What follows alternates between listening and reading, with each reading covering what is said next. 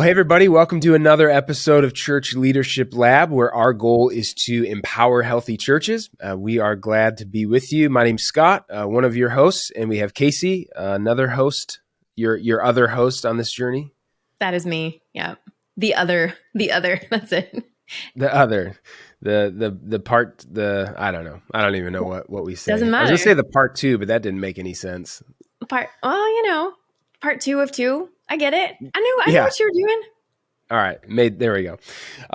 We're excited today to have on the show David Choate, where we are going to be talking about all things communicating the gospel in this digital landscape we all find ourselves in.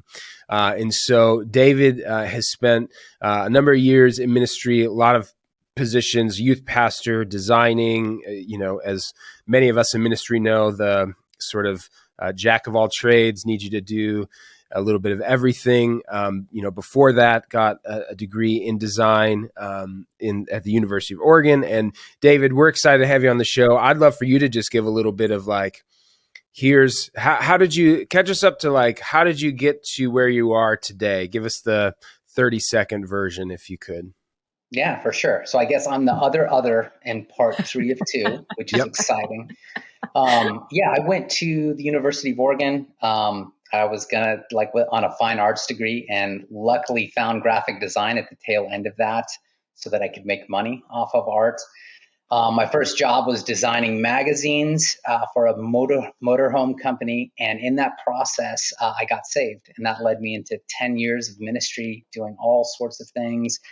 Had a freelance graphic design business that I did on the side. And at a certain point in there, ShareFaith reached out to me about leading their product, ShareFaith Kids. And it was just incredible. I'd never seen kind of digital Bible videos done the way that they were doing them. And also, it was an incredible opportunity to build resources for the church at large. And then just over the years, my role has kind of shifted and changed and grown and expanded here at Ministry Brands. And now I'm the Director of Product Design here at Ministry Brands. Still a new role, so don't ask me to fully define it for you, but I'm excited to kind of continue to look for creative and compelling ways to communicate through digital technology. Yeah. That's awesome. We're gonna dive into a lot of that because I think it's a really important conversation right now. It's something I think a lot of churches are asking themselves, how do we do this? Because it's not it's not a trend that I think is just going to go away. It's kind of a way that we live. But before we jump into that, we do like to ask every guest on the show the question. You have kind of your public bio, your 3 sentences, what paragraph, whatever it is that you are sending out to the world. But there's always those things that don't necessarily make that, but your friends and family know. They're like, oh yeah, this is David loves this or whatever. So what is something that doesn't make that public bio that all your friends and family would know about you? I don't know how meaningful it is, but I've seen the Kurt Russell classic, Big Trouble in Little China, about 50 times, and it keeps getting better every time I see it. There are certain parts of this family that I find myself in that love that about me and others that despise it. And I think I enjoy being in the middle of this polarizing love of a movie. So, yeah. I love it. 50 times is that's getting serious. That's a love for a movie at that point. So my family, my wife's family lives in Arizona and my brother-in-law is there. And half of our vacations in Arizona are spent with him and I quoting lines back to each other. So that's where some of the family is like, okay, enough already. It's been, I don't know. But you guys are having a great time. We're spending meaningful time together on a worthwhile pursuit is how I see it. Scott, I have seen that movie 0 times. How many? Same. Okay. Yeah. We have homework. Love me some Kurt Russell, but have not That's seen that. That's a lot. I would like to know, on a not related at all note, how many times a day do you refer back to your experience in the motorhome industry? Because I don't want to buzz past. You dropped that in there and then moved right on. You said you designed something for magazines for motorhomes. Yeah. Correct? Yeah. So at least twice a day that has to come into play, I'm sure.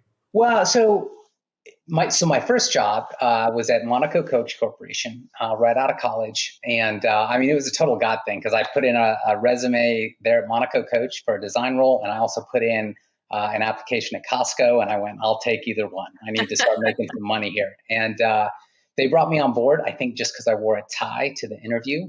But I don't know that I learned a ton about motorhomes, not nearly as much as I should have there, but I learned just incredible fundamentals of design, in particular print design, and kind of how that kind of the mindset that's unique to print. And then, as we expanded, how you translate that into digital and website and some other things. So the guy that led me through that experience was a guy named Randy Puckett. He also led me to the Lord. So very, very key spot in my heart. But I would say anything design related, I draw off that every day. I love that dude. Don't get me talking about Randy. We'll be here the whole time talking about what a great man he is. And we won't talk about why we're here. So, yeah. Well, it's a good thing you didn't get the job at Costco, because we would not be here today.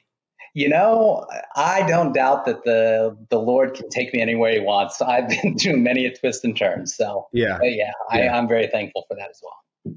Nice. Well, I do want to jump into kind of the meat of what we want to spend our time talking about. I know one thing you've spent a lot of years doing is communicating the gospel through digital means.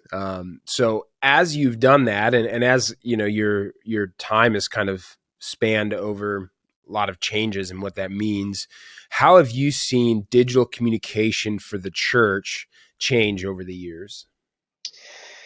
Yeah, I mean, it's interesting when you look back.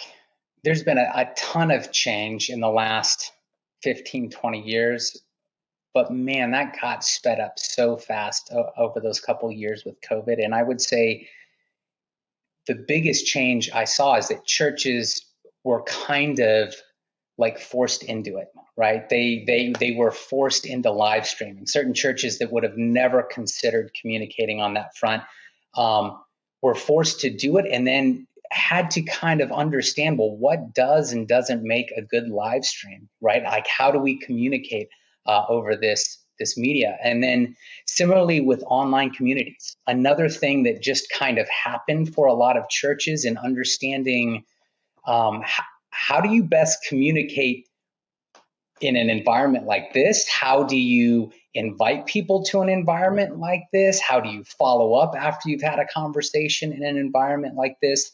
And then just, digital outreach tools, looking for kind of new and creative ways to go, all right, how do we, if we can't announce it with everyone here in the congregation, how do we invite people to things? How do we invite people into our church? And so I think those years in COVID, while they were challenging for a lot of churches, I think it was a great experience for the church to go through and see the potential of those tools, but also see that there's some things you have to do and get in place to kind of fully utilize them so they don't become this overbearing thing that's distracting from ministry. Yeah. I like that you're even referring to the digital space as an environment.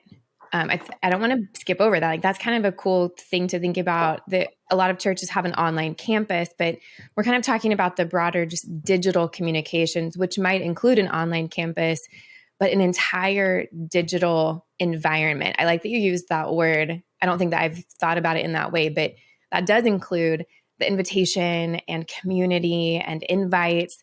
That's so much broader. So I kind of like that you use that word, and it opens it up to way more than just, we need to live stream. We need to have an online presence. Like, we need to have an entire environment that's a lot broader. You have kind of a really good point. Like, a lot of churches were thrust into, we have to have this thing that we don't really understand. So we know a lot of churches went from absolutely nothing to, we have to have all the things, and we don't know how to do that. So I think a lot of churches or ministries do what a lot of us are guilty of, which is the social media comparison game of, oh, look at so-and-so, so I need that. I think churches are no different, where you can see now through social media, through websites, what other churches or other ministries are doing. So they're often comparing.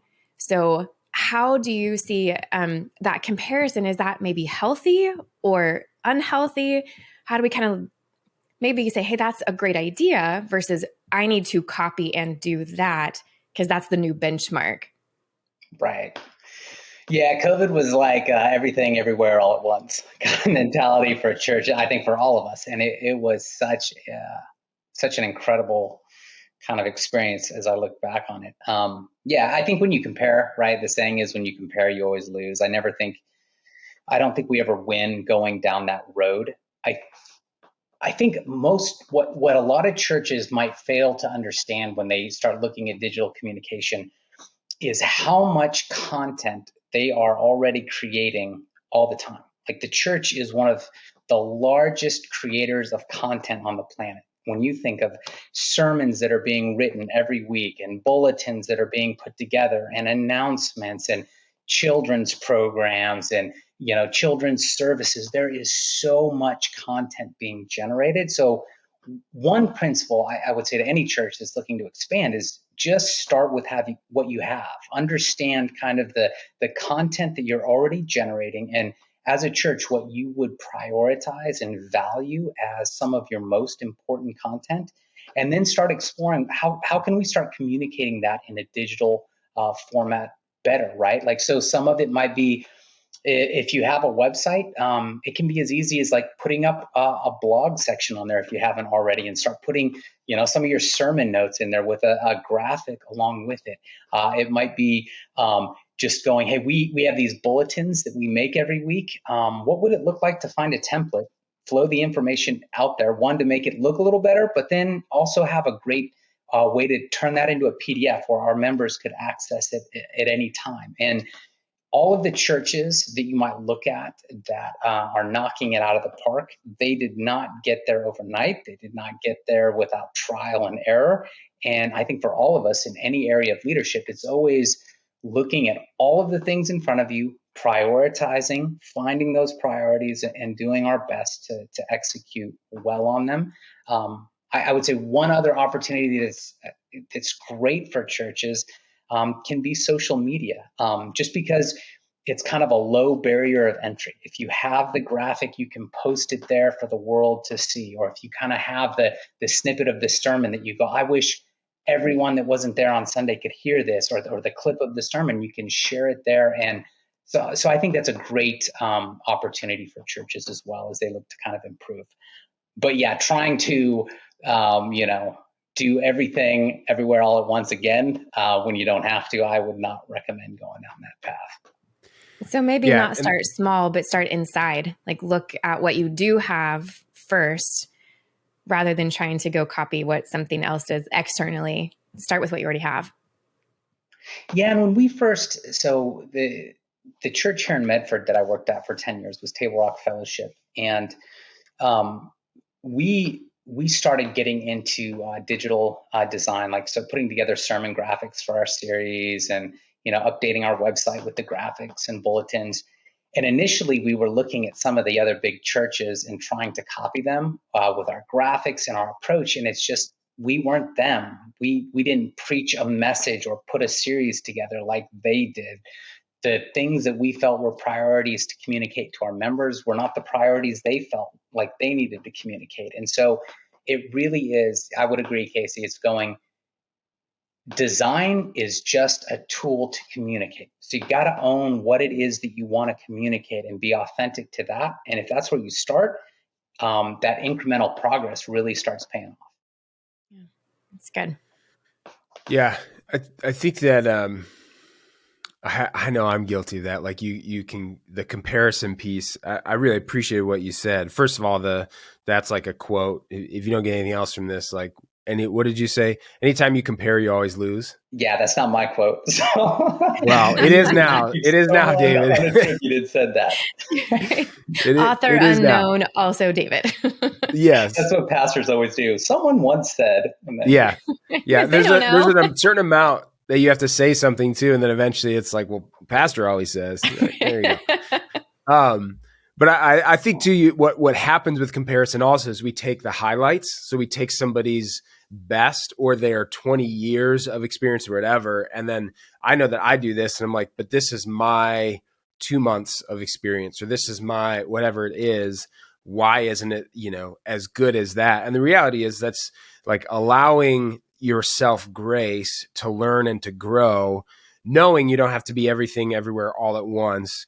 But those little steps are really the name of the game. And if you can do that, then eventually you do look back, 6 months, a year, 5 years down the road, and you're like, wow, look at how far we've come in that growth.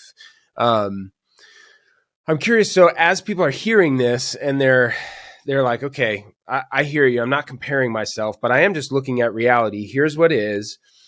And I know that I want this to improve when it comes to the way that we are communicating digitally, but even just our digital presence. So as they know that, what are just a couple steps that they can take, and even what are some of the hardest parts maybe about looking to improve that digital communication?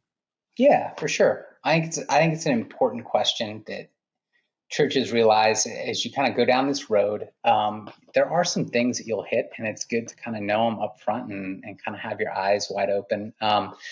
One is often there's just like a lack of expertise and resources. So churches aren't typically hiring, their mindset isn't to hire a designer or, a digital communicator or someone to own their social media. And the big churches, down the road, they kind of get there, but initially, rarely is that on a church's radar. And so you start going, well, how are we going to do this? And who's kind of own these digital platforms and that? So I think that lack of expertise, resources is one. Getting buy-in from church leadership and members can be tricky sometimes.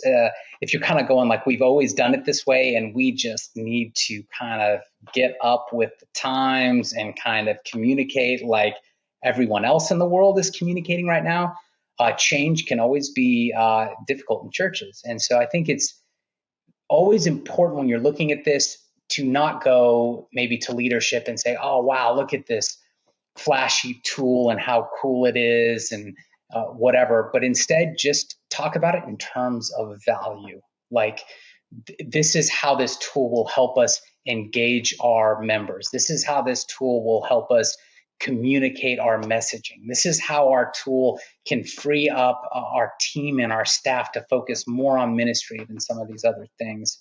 And then I would say finally with communication, a big challenge, not just for churches, I would say anyone with a digital presence, is just consistency with your communication and your engagement. I don't think it's uncommon at all for us to hit a blog or a website with out-of-date information or with graphics from 4 years ago. And so understanding that when you kind of get into this space, one of the priorities you should be looking at is, how does this tool help me with consistency, right? Like, does it already have templates set up that I can draw off of so that I don't have to try to, build one page that looks perfect and have 10 that don't? Does it have ongoing kind of graphics that I could draw from and modify so that each week I can kind of maintain that same level of consistency? Yeah. Well, and that's something too that I know I've experienced. We talked about at the beginning, right? Like, you were in a position in ministry where it was like, hey, we need you to be the youth pastor and 5 other things, and so I think a lot of people listening to that are probably in that position. It is probably more rare that you have just I am just siloed in design, for in a full-time ministry position. And so I think that, one of the things that you're balancing is, okay, so how do I accomplish more with less resource? And I'm not just talking money, I mean time, which is really the most precious resource that we have. So then how can I do more?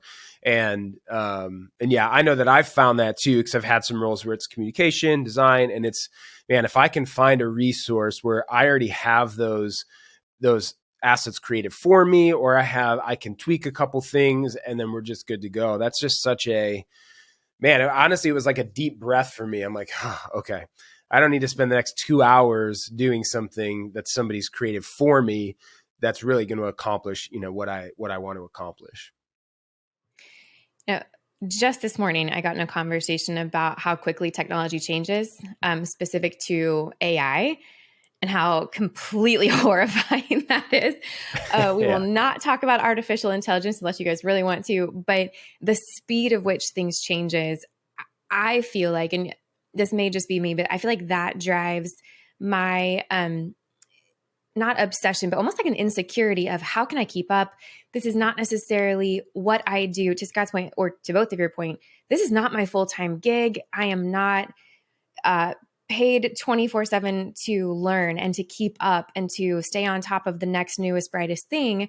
So when you are wearing multiple hats, it's probably really easy to get caught up in what's the current thing, what's cool, what's popular, rather than, and you've kind of already answered this. So I don't mean to just ask you to say the same thing, but you've said some really smart things.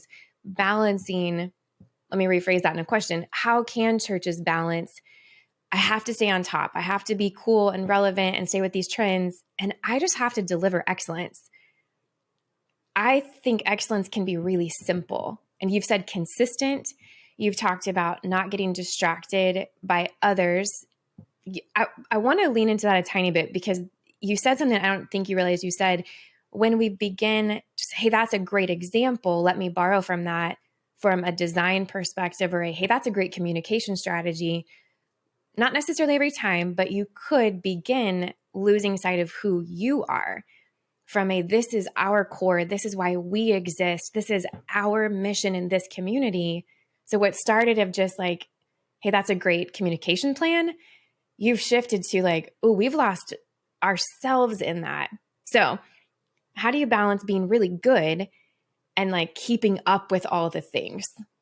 Yeah, it's tough. There's a fine line between being like inspired by something, and that inspiration is like kind of motivating you to be more and to kind of like break new ground, versus this almost like compulsion of I've got to keep up. And I think the dividing line between those two, like mom would always say, is just be yourself, right? Like if you go to school and you try to be cool, you will be the most uncool kid around. But the people that seem to be themselves, like that's always one of my favorite things when I'm hearing different pastors preach is when you can just tell that a pastor is himself and in his element.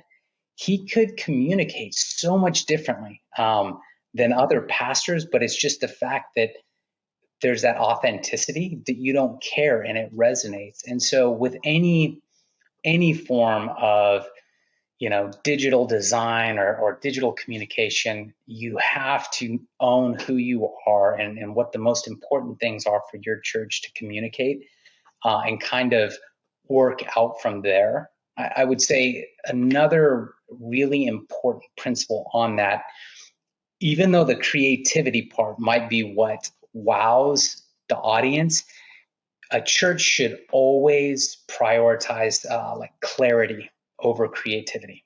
That That's your good. message is clear. That you, in a bulletin, this may be a terrible example, but we went through a long journey at our church of going, we cannot have 50 announcements in the bulletin because no one will read them. We need to own what are the top 5, and then we need to be able to say those simply, and then we need to have other avenues for people to find out about other things. And so if your design, in essence, or communication is simply copying from others, that's not your message. And so it's not going to be clear. And then ultimately, it's not going to resonate or connect with your congregation. And that's the last thing any leadership or pastor or team wants. And so I think that just being yourself and being really clear on what you want to communicate. And, you said it to Casey, that idea of simple, I think is really good. I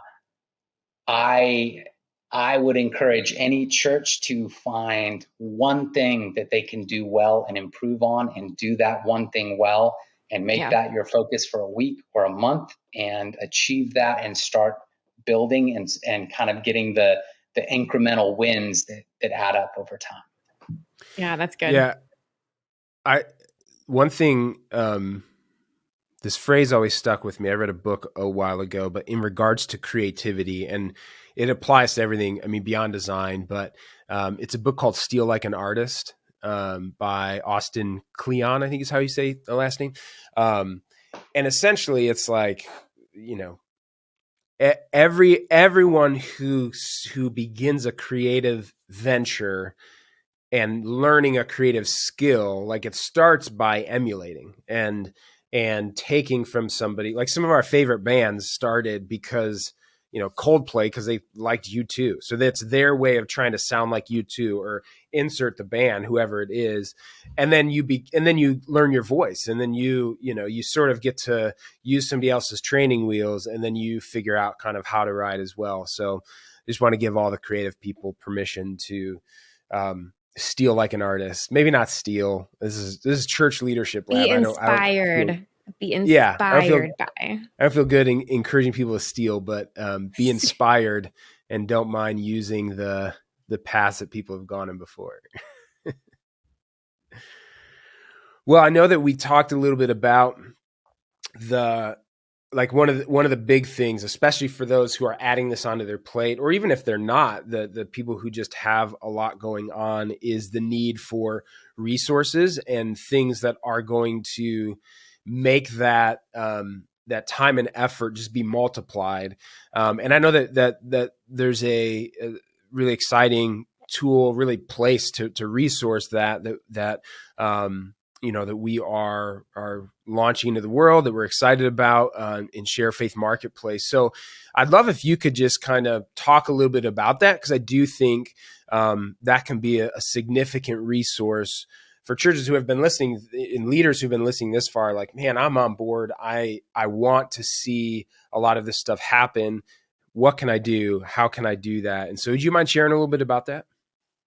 Yeah, sure.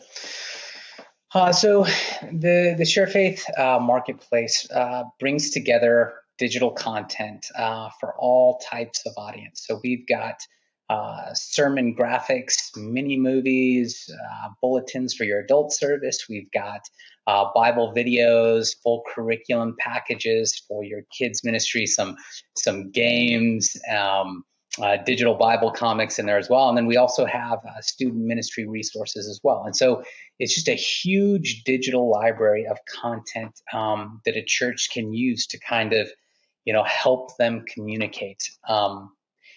If we go back to that premise of the message is central and key, I really look at these tools as just ways to help a congregation engage with that message. I first kind of discovered it with kids ministry, where I could have an incredible sermon written to share with the kids, but man, if I had a Bible video that could go with that message, it's like I could take that process of getting them locked in and condense it from 20 minutes down to 5. And I really appreciated that.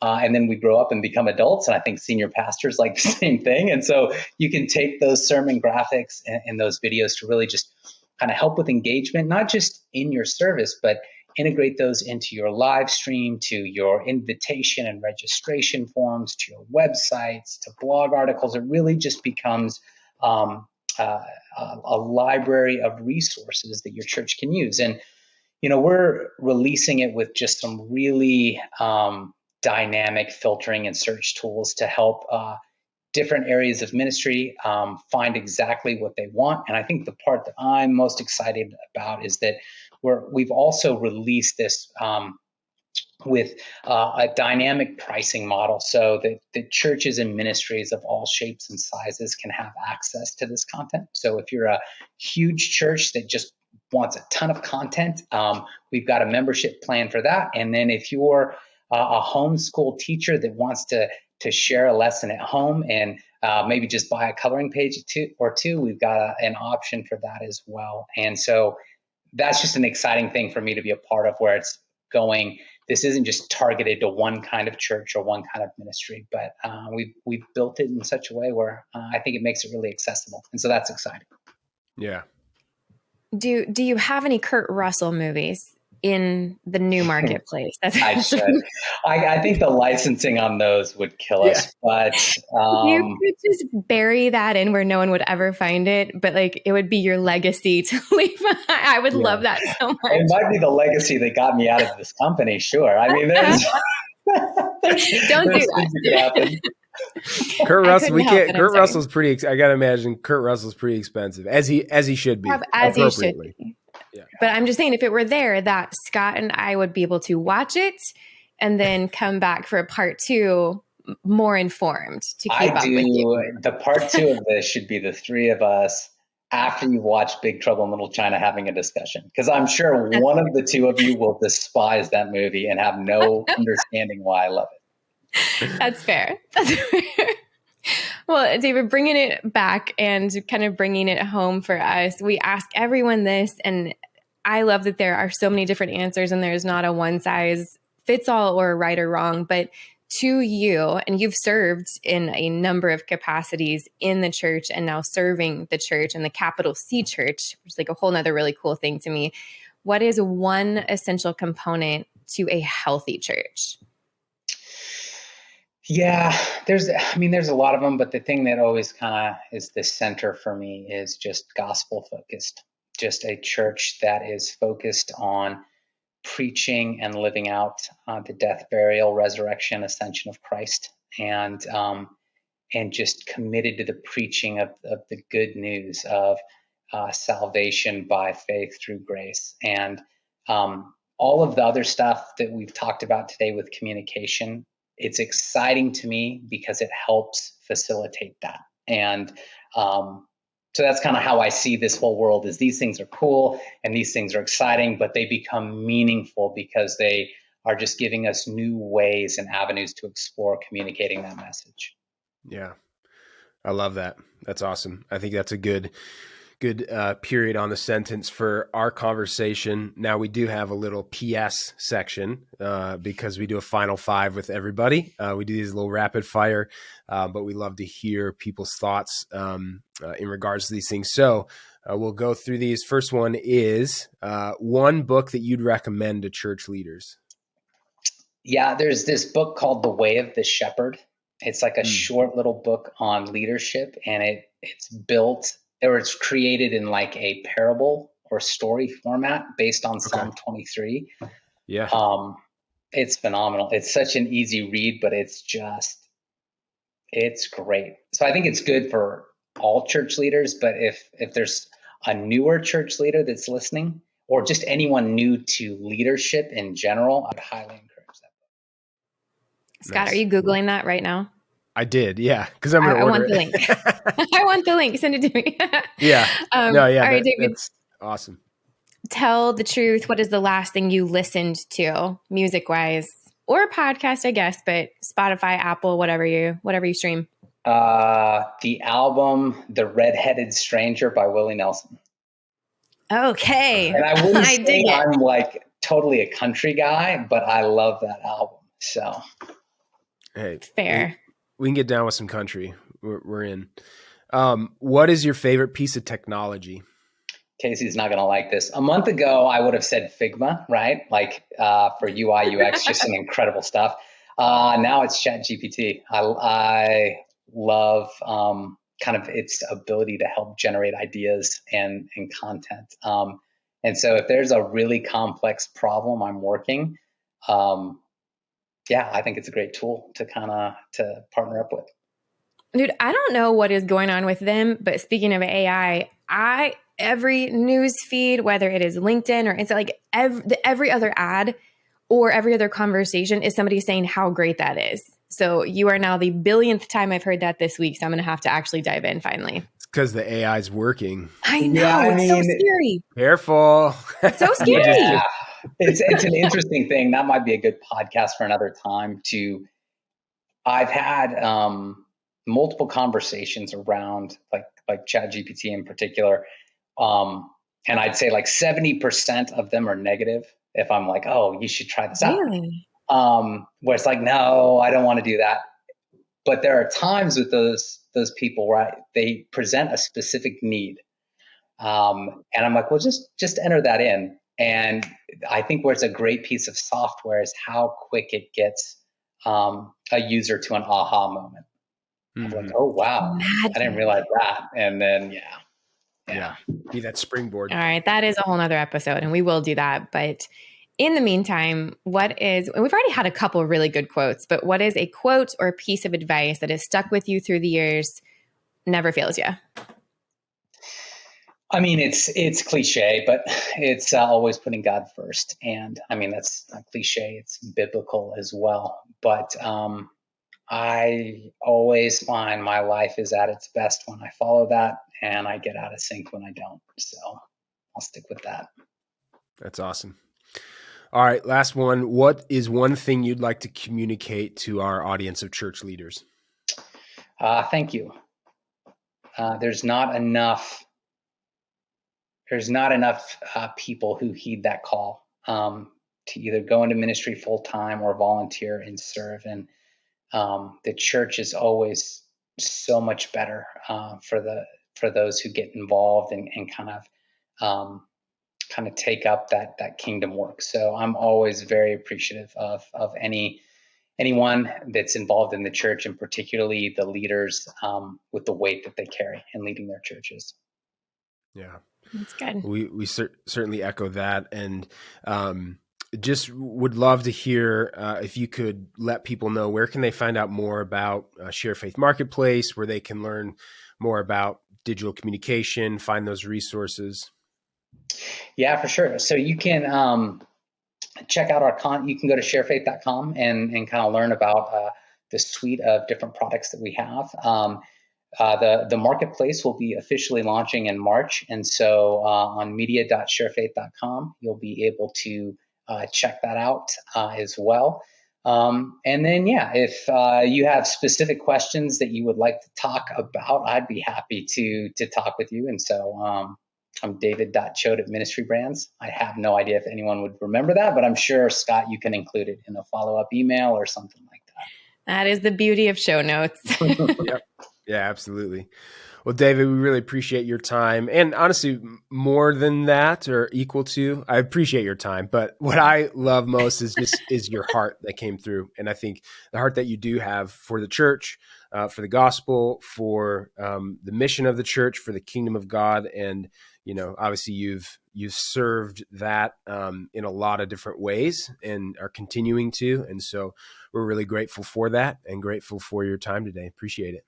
Yeah, it was great being your other. Yeah. other. The three the of other. I mean, there's just some titles that are getting generated out of this thing. I like it. Yeah, absolutely. Well, hey, thanks so much for listening. Oh, Casey, that was awkward. I was doing like the close and then you started talking. You're good. Don't worry about it. Never mind. It was an afterthought. No. Now everyone's going to wonder. They're going to be like, what was Casey trying to say? We can't leave here without knowing that. Okay, fine. In a very small world moment, David has met my father. And this is a compliment to you, David, because my dad I admire him. He's a pastor.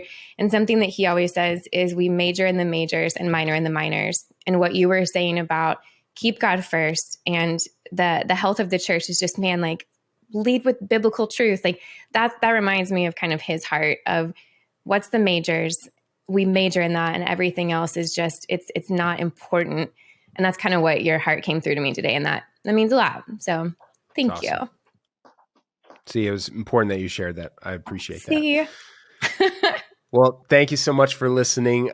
We'd love for you to rate, review, subscribe, do all the things that all the podcasts ask you to do. Really, our heart is just to get this into more church leaders' ears and their heart and their head, and to empower as many healthy churches as we can. So we appreciate you listening, and we'll see you next time.